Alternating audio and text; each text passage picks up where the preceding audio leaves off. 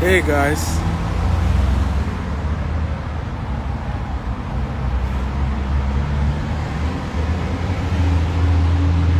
how are you guys doing today? Okay, so tell me your name and where you're joining me from, guys. So apologies, my previous video, the network was quite bad. I hope this one is a lot better. I hope so. Welcome, good to see you. Please tell me your name and the city you are joining me from, okay? Your name and the city you're joining me from. Appreciate having that. Let me see.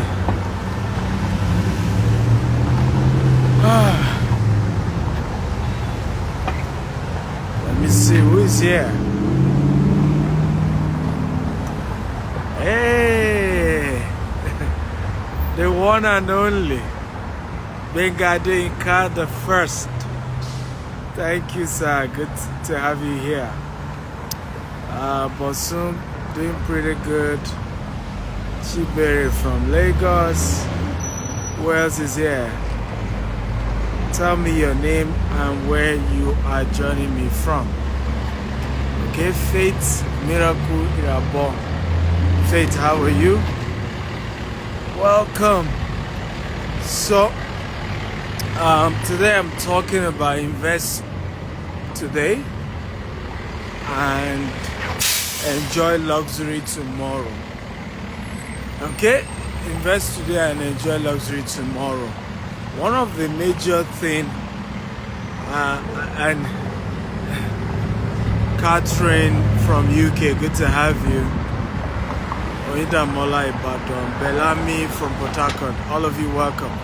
And Benga Dinka was in season 1 of a show that I do called Investment Charts in a Rolls Royce. And one of the reasons why I did that show, I realized that the people who want luxury the most are usually those who haven't worked enough for it.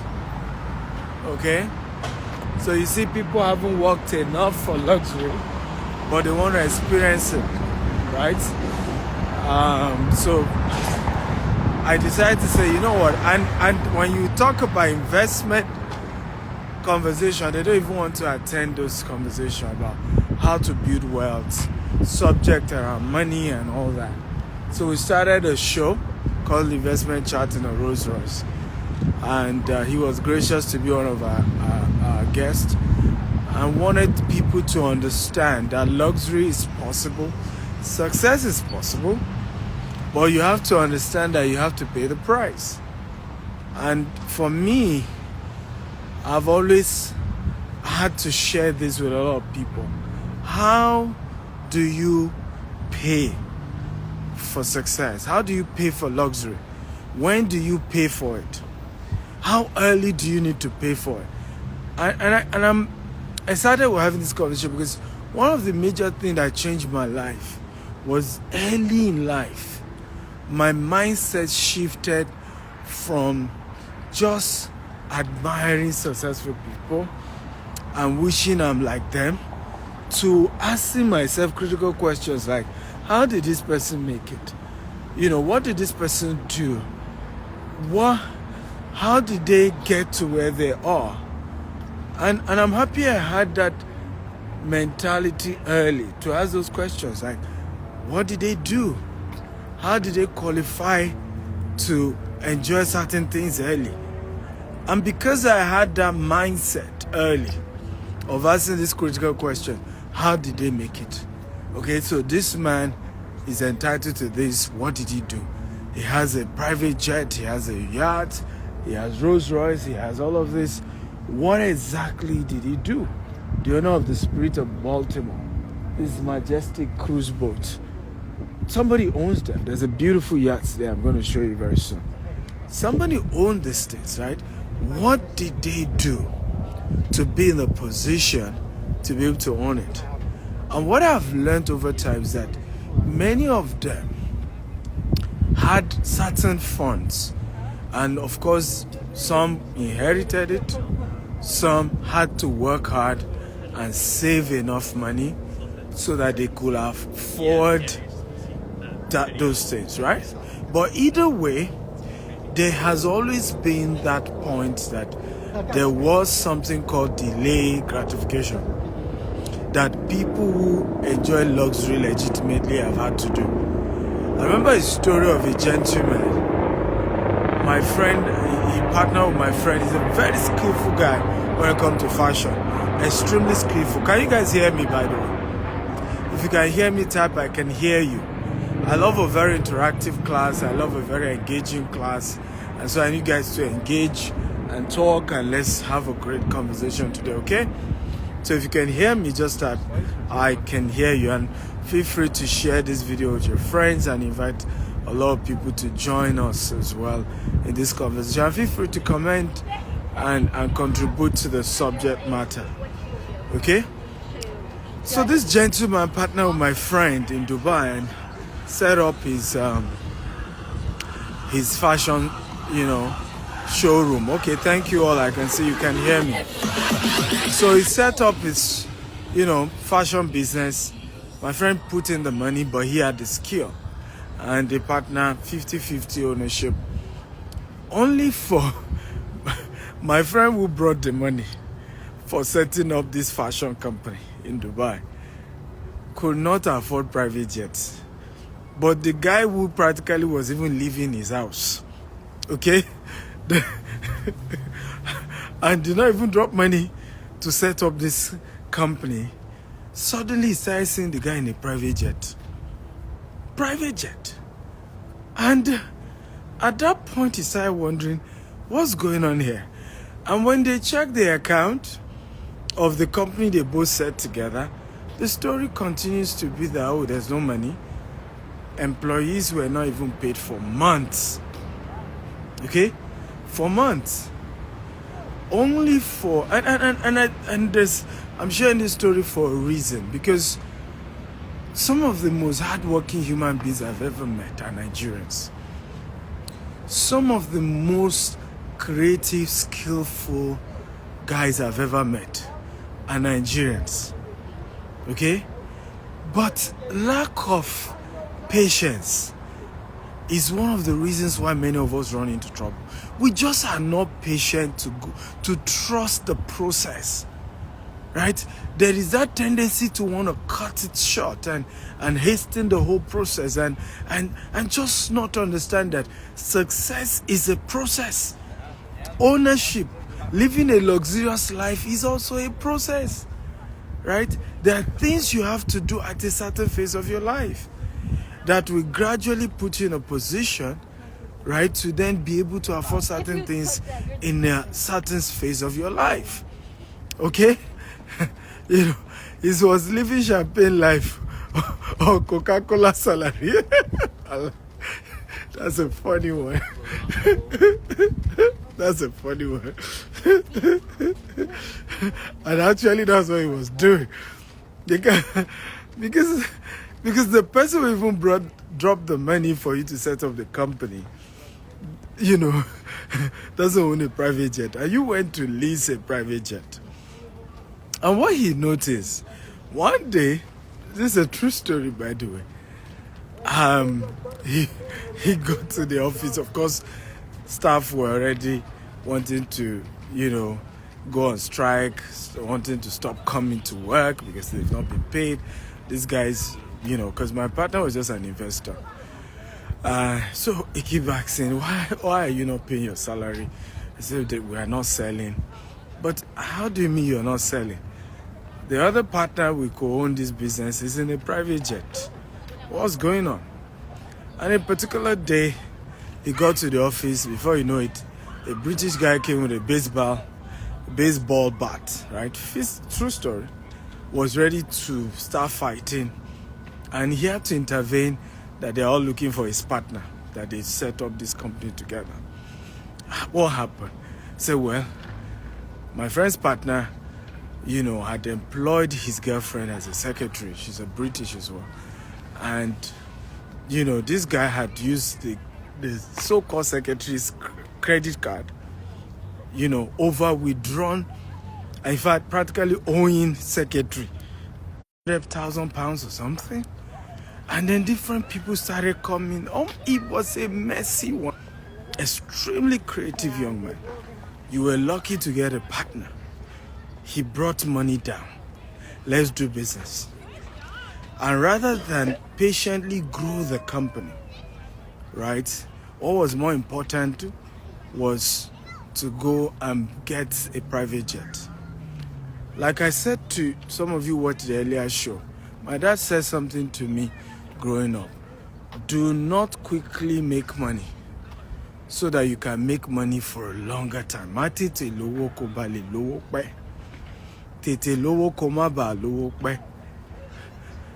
And it just simply means there are certain things you should not rush to have and to own, so that you can eventually have those things for a longer time. For many years, I drove a particular car.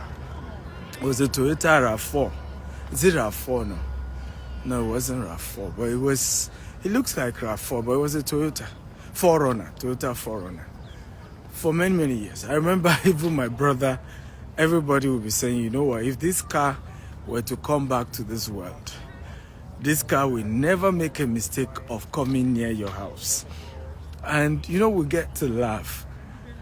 But guess what? The period I was still driving this car, I was buying properties multi-million. Okay? Literally, if you have an idea of the lands I was buying, the sizes of it. And that's probably why I couldn't buy a new car. I was under pressure, to pay for the lands that I was acquiring. So getting a new car was the least of my concern. I was building an empire.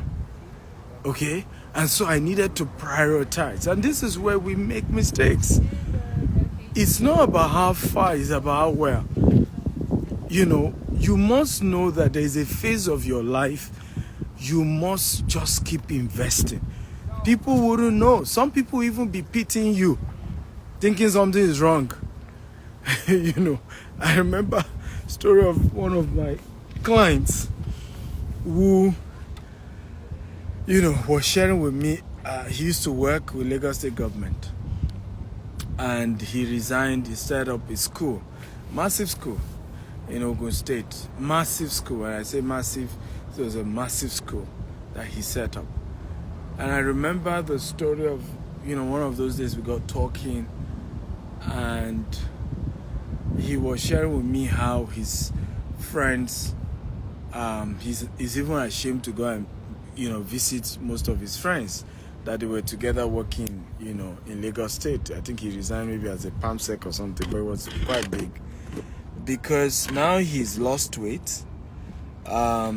Because he had to buy school bus, okay, for the school he owns. The brand new type of cars he used to drive. Yeah, that to substitute all that for school bus. Okay? Yeah, substituted all of that for school bus. And, readjusted his life in a very, very reasonable way. And when we got talking, I said, do you know, sir, that your mates he said some of them, when they even see him, they say, Hashiko Sinkon, and when they miss Sheko Sinkon, it's because we used to know you when you were working with the government, you have this extravagant lifestyle. Now you've left to go and start your business, you look as if you're struggling. And I remember saying to her, I said, but you and I know you are richer than all these people, that are even worried that Sheko Sinkon, hope you're okay. You are way richer than them. The reason you don't look it is because you are reinvesting every money you're making to build this particular group of schools that you're building, this massive empire. And I remember saying to him, I said, 10 years from now, some of these your colleagues will come and beg you for a job. Okay? And some will claim it was the devil that made them to suffer. and not to be in a good position. Meanwhile, in reality, what happened was that they did not invest early. The season they were supposed to invest, the season they were supposed to take a risk like he was doing, he started buying land, started building schools. They were not investing. And in their latter years, your own life will not be okay. And that was what started happening to him, because after a while, his life started getting better. Today, I'm seeing him in Barcelona. I'm seeing him in this. True story. Things have changed. He's always on vacation with his wife. and of course, the people who used to mock him, okay, are not able to afford the lifestyle. So again, luxury, if you want to call it luxury, because luxury is actually is a function of what you want to call it, really, because what you call luxury sometimes is not luxury for some people. For example, for me now, a private jet is not luxury for me. It's a logistic tool, because I travel a lot, as you know. I'm currently in Maryland. On Friday, I'm finishing my event in Maryland, immediately leaving for Atlanta, Georgia. Next week, I will leave Atlanta for Houston, and also from Houston, I will be going to Singapore. From Singapore, I'm going to London. From London, so you can see my itinerary. So having a private jet makes my life easier, my movement easier.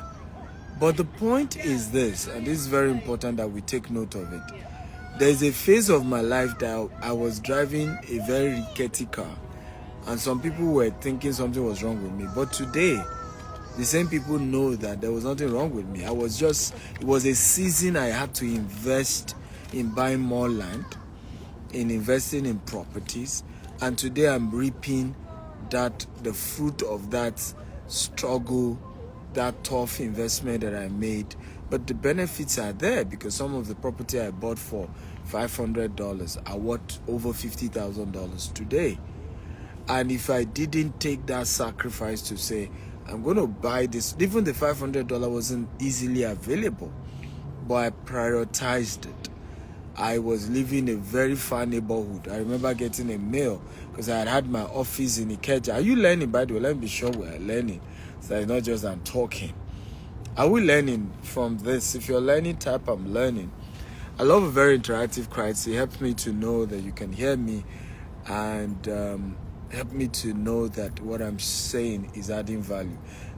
If you are hearing me, kindly share and get more people to come learn. And so today, the sacrifices of buying land in those days, right, and being seen as your head is not correct. Some clients will even buy the land from me, okay, and later come back and say they wanted their money back. And if we hesitated in paying back their money, they are going to shout that we were scamming them. These were all I went through. Today, the same people are calling back. The same people are calling back. And I heard the land I bought and I asked for refund. I heard the land is now worth, it's now worth X amount. It was people that were telling me, you people were kinikon, I'm sorry. I'm not angry. It was your opinion and you're entitled to it. And so in the journey of living a life of investment, people will mock you. People will think something was wrong with you. Yeah, we used to have our office in the Ogba. My office was in Ogba. I had one also. My first other office in Lagos was in Ikeja, Nuruddin Street, off Anifowoshe or Akinremi or something. And it was not far from Computer Village. Meanwhile, I was living in Songwater. Yet, my office was in Ikeja. And why was I living in Songwater? The cost of renting a house in Ikeja as well was way too much. It was going to be too expensive. So it was better for me to live in the outskirts of Lagos and then have an office, because it's the office that is a cash producing asset. The house I live in is not a cash producing asset, it's a liability. And a lot of people don't even understand that. We don't understand the difference between an asset and a liability. We don't understand the difference between, putting money into a source of cash generation, and that certain things that we put money into are not an asset. Your house that you live in is not an asset. Okay? And that's why a lot of wealthy people, including Elon Musk, did not rush to build their own house. Elon Musk does not have a house up to now. He rents the house that he lives in. But, and again, it's part of what we're talking about. Invest today and enjoy luxury tomorrow. And you ask, why is Elon Musk still living in a rented apartment? For him is that at his level, the kind of house he's likely to live in, is probably going to build it for 50 to 100 million. That $100 million, Tesla still needs it. SpaceX still needs it. Which other company he owns? Right? Twitter, he still needs that money to keep putting into the business. So it's better he's leasing, right? Instead of putting a whole $100 million to build a house that is befitting of him, right? He would rather pay $500,000 annual rent, okay, and reinvest the $100 million to generate far more cash flow. So if you don't understand the difference between asset and liability, you really won't understand how wealthy people live their lives. And sometimes people who are on their way to extreme wealth, you will think they are poor. People who are on their way to extreme prosperity, you would think something's wrong with them, but that's not true. They just understand the concept of delayed gratification. They just understand that at this phase, right, I would rather put this money, into something that we'll call it cash generating assets. I would rather put it into that. And later on, I will be in a position to be admired and to be envied. So do not envy anyone. Ask them how they invested years ago.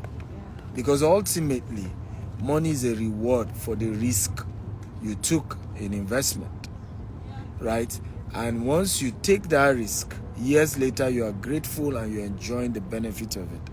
You refuse to take the risk of investing early in your life in things around you, and you're scared, and and you're bothered, then you then see that at the end of the day, you are not as rich just because you didn't take the risk. I'll give you an example. I shared with somebody a real estate risk I'm taking.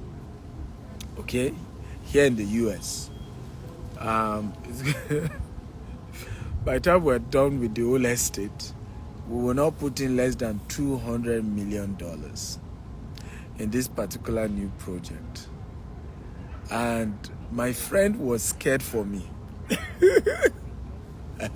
And as he should be. So I remember he said to me, why not do smaller projects? This land you're looking at building almost 500 units will be on this property. No, over 200 units, sorry. Over 200 units. Why not do the smaller 30 units and all of that? And he said, this will stress you. He said, this will stress you. And I replied, I said, I love the stress. I want to be stretched. He said, but this is going to give you pressure. I said, I love pressure. I'm the king of pressure. I will burst into laughter. Okay? But again, it's the way I'm living my life. And so every day you're taking risk. You're taking so much risk. And some people are sitting somewhere refusing to take risk. And they just say, see his life. Oh Lord, if I can just be like him. Some even think all this my traveling, I'm just enjoying it. But a lot of it is work. It's strategic. It's expansion. It's growth. Okay? Good to see you, my sister. Billionaire Lola, how are you today? So Billionaire Lola is asking, what do I think about investing in Badagry?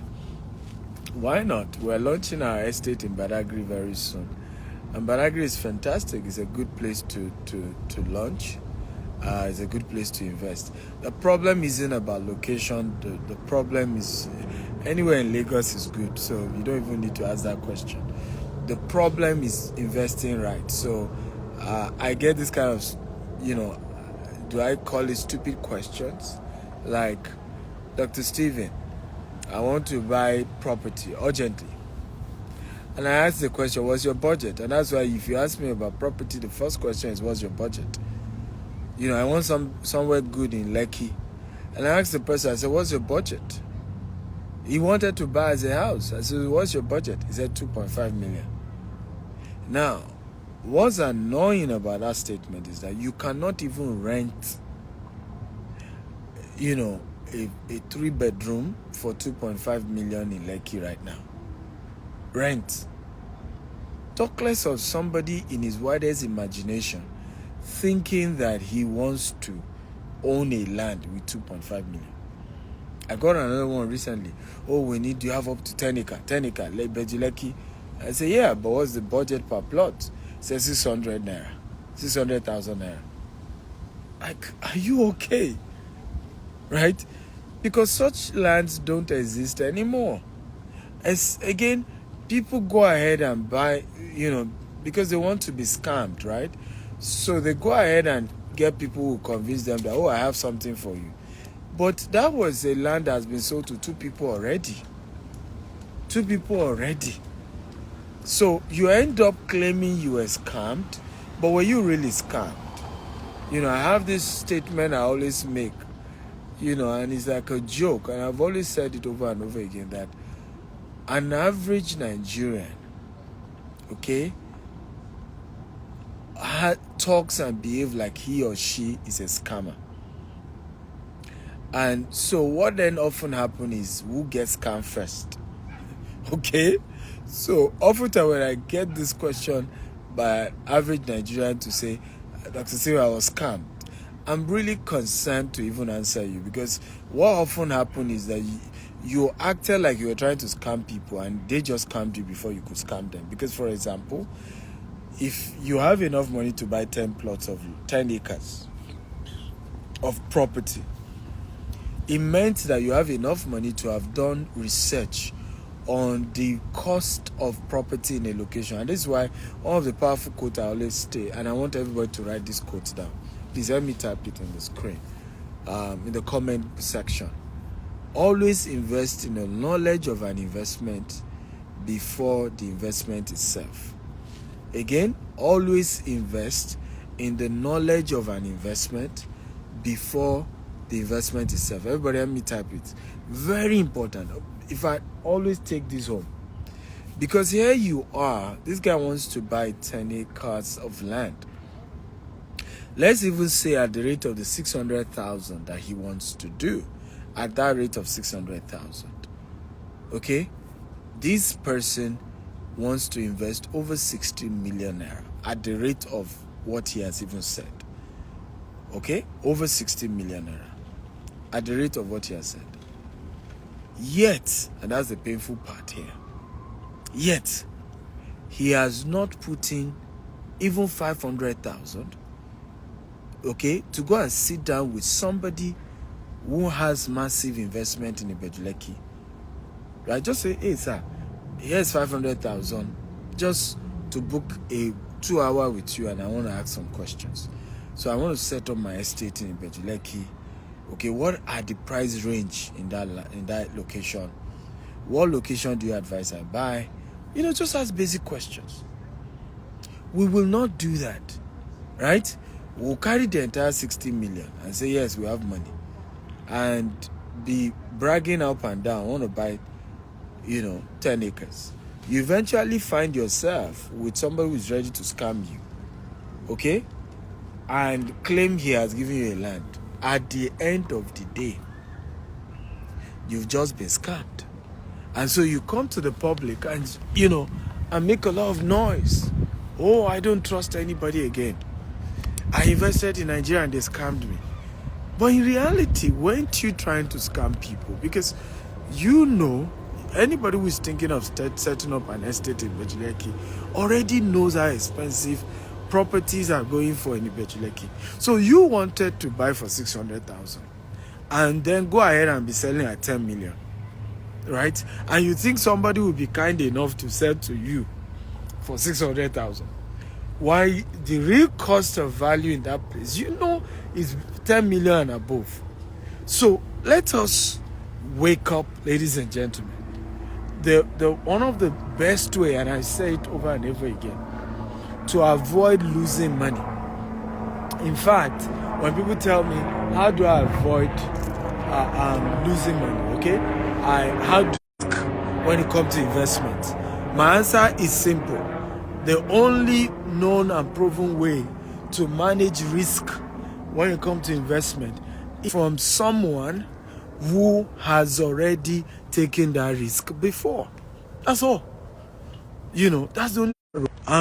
Naturally, what that then does is that you have limited the risk, because the person will give you an idea of what is likely to happen, of what you are likely to face, of the situation of things within that axis, okay, of the typical issues that occur, and that naturally reduce your risk. Okay? I hope you've learned something, guys. If you've learned something, type I've learned something, I've learned something. So for the rest of today's conversation, I'd like to make it a Q&A. So if you have a question for me, feel free to ask your question and I will answer you. Okay? Because I still have a long journey to go. So let me show you. Like I told you, I love to do my work. I'm still going to go down there. Hopefully there should be a bridge. I hope my journey I'm not going to regret it. I'm hoping that I can see a bridge to cross over to this side. But I'm not seeing any. I need to go to the other side and turn back. Okay? So, okay, I'm happy that you guys have learned something. So if you have more questions for me, feel free to ask me your questions. Okay? Feel free to ask your questions. Agbanoki, good to see you here. How you doing? Richie says weekend program still going on in Baltimore. Yes, it's on Friday by 11 a.m. So those of you in Baltimore, we're going to have a great time to Baltimore. 11 a.m. in the morning. I can't wait. We're going to be having a wonderful time together with me. 11 a.m.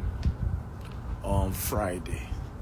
So yes, we're going to have a great time. So let me take the first question today. Osayoge Effort says, which is more lucrative, house flipping versus land banking? Good question.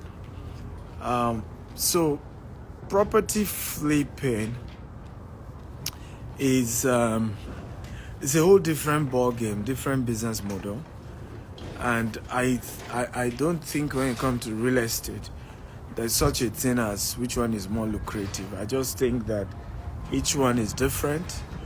Each one also is a function of where you are, at what level, and your kind of appetite and reward that you're looking for. So I give an example. Your profit margin on property flipping is more little, but you can replicate it faster. So for example, in a calendar year, you can do from 4 to 6 flips in that year, right? And let's say your profit margin is between 15 to 25%. Okay, that means that in one calendar year, you potentially will have made between 60% to 100% of your money back, right? So you can see that. Of course, potentially, don't forget that. But in the case of land banking, however, the flipping there has a lot of a struggle. First of all, it's very capital intensive. because you need to have the money to buy the property, you need to have money for the renovation. So it's quite capital intensive, and also takes a bit of your time, because now you have to follow up with contractor that is handling the project, and you are hoping he gets the approval from the city and that the city doesn't drag. That's why if you're doing that in a place like US, the process can be very cumbersome, right? So in particular approval phases and all that. So that's that for that. Now in the case of land banking, it's less demanding, because if you buy the land from the right source, particularly the type we do at GTEX Homes, we are like not just the person you're buying property from, we're also your property manager. We fence the property around, we have security people on site, we do everything to make sure the whole place is well protected, right? And based on that kind of structure that we run, it's important to know that you are quite safe, right?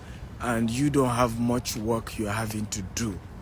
However, it takes a longer time for the return on investment to occur. You can't do land banking and think that in 1 year you're getting returns. You're looking at between 5 to 10 years. So again, it's a function of, what's your appetite? How long do you want your money back?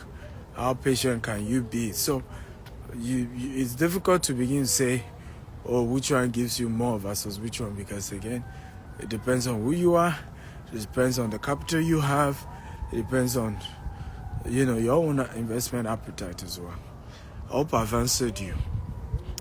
The second question is from Mr. Bonner_G. If you're making less than $1 million a year, can you invest in real estate, or what can someone invest in? Beautiful question again. Remember, we're doing Q&A for those of you just joining us. So if you have a question, you can feel free to type it and I'm going to give you an answer. Very good question. So my advice to someone earning less than $1 million, so that's between $500 to maybe $800 a month. A year, in fact, I think he said a year. That's very low. But my advice is always that you, number one, look for a way to make more money. And the way to make more money, and hear this very well, and I want to be sure I'm giving you good advice. Way to make more money is not necessary to quit your job. Okay? The way to make more money is to learn a high-paying skill. Okay? Can everybody type high-paying skill? So there are certain high-paying skills that your ability to get them reposition you financially. So I give you number one that I love and I do more is selling. Okay? People who have capacity to sell will always make more money. It's a law. It's a universal law and does not change. Okay? People who have capacity to sell will never be poor. So you could acquire the ability to sell. Build that selling skill as a person. You could get, somebody will say, but I think certifications are better. That's true, but those ones changes. E.g., those who rush, there was this during COVID, right? If you could get certain certification, you get what we call the IT jobs. But the IT jobs are gone now, right? Because COVID is over, all these companies need everybody to resume back to work. They've tried the working from home thing, and they've all realized that the productivity is not at par. The productivity level is very low. The working from home concept, right? So they've asked everybody to resume home. So if you had rushed to go and get that certification, nothing bad with it. But as of now, you practically will be jobless because things have changed again. And that's no longer the yardstick anymore. So we're in a fast-moving world, right? Things change quickly, but there are certain skills that will always be needed. Selling skills. So if I were you, I improve my selling skill, and I'll partner with an owner of a product, and I'll look for the people who want to buy such product, and I'll start making more money. I'll make the difference. I'll get commission. And that's how I started real estate, actually. I didn't start as a developer. I started as an agent, being the middleman. And I was prudent with the little money I was making. I was good with my clients to make sure the relationship was well built. And when it was time for me to start doing my own development, I built enough reputation to be able to do it, and enough people had trusted me and were willing to do business with me. So for me, that's the way, that's my advice as to how to go about it, okay? I hope it makes sense. If it makes sense, type it makes sense. Prince Will says, thank you, doctor. Is how can a young civil servant get involved? I just answered your question. Learn how to be a broker, okay? Become a broker and make enough money.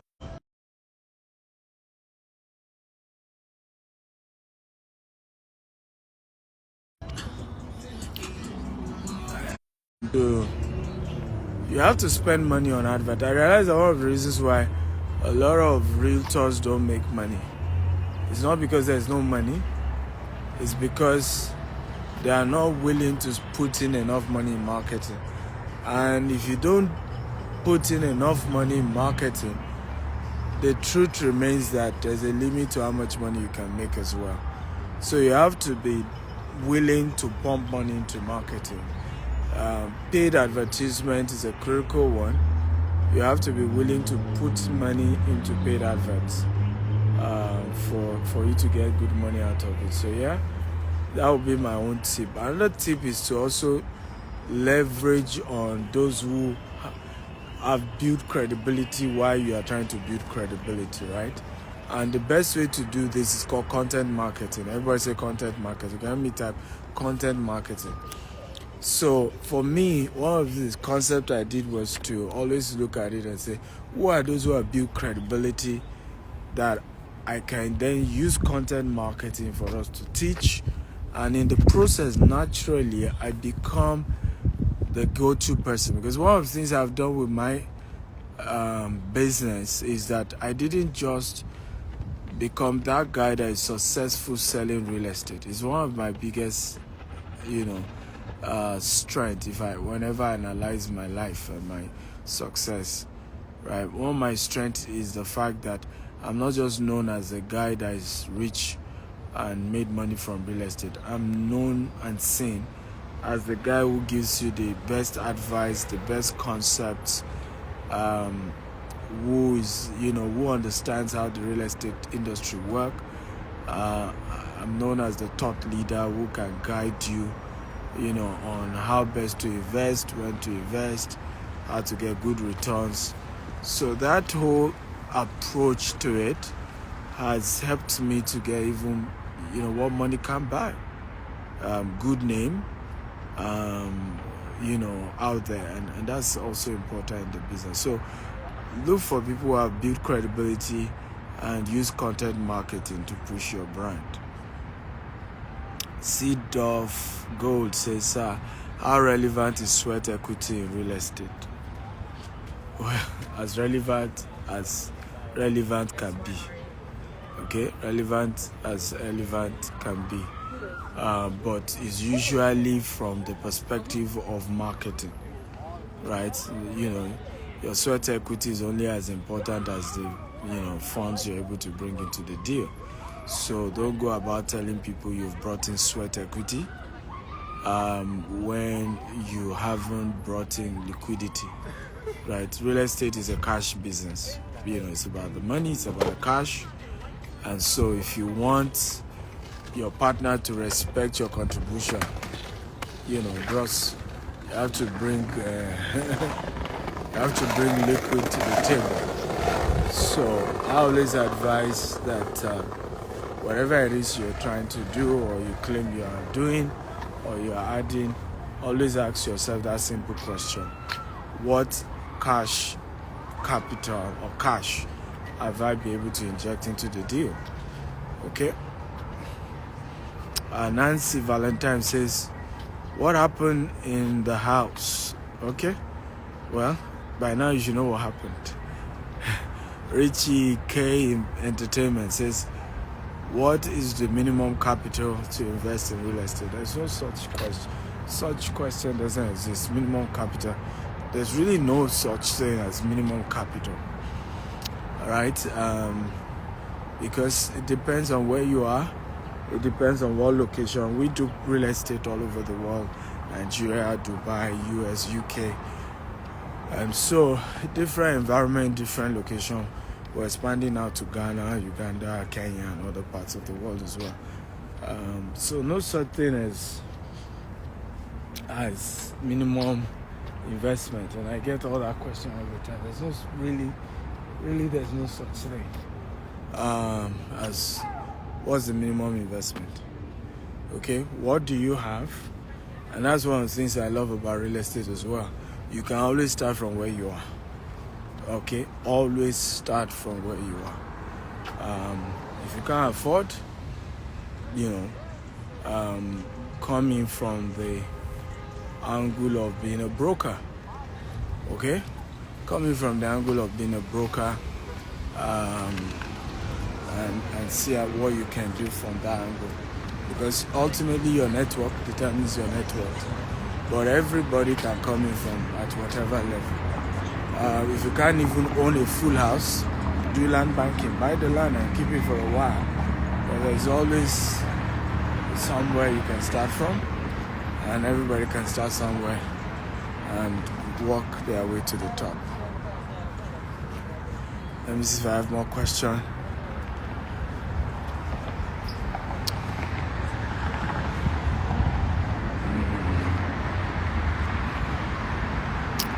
Sake says, I saw a flyer of GTEX Homes launching in Benin soon. As a realtor in Benin, I would like to work with the team. My brother, you know how to work with the team by now. It's GTEX and associate.com are the ones you're going to work with. Okay? So just talk to GTEX and Associates and you can get onboarded. We're coming to Benin and all the southeastern states as well. Yeah. Okay. Thank you all for watching today's show. I hope you learned a thing or two. I love you all and God bless you all. Have a wonderful day ahead. Bye-bye.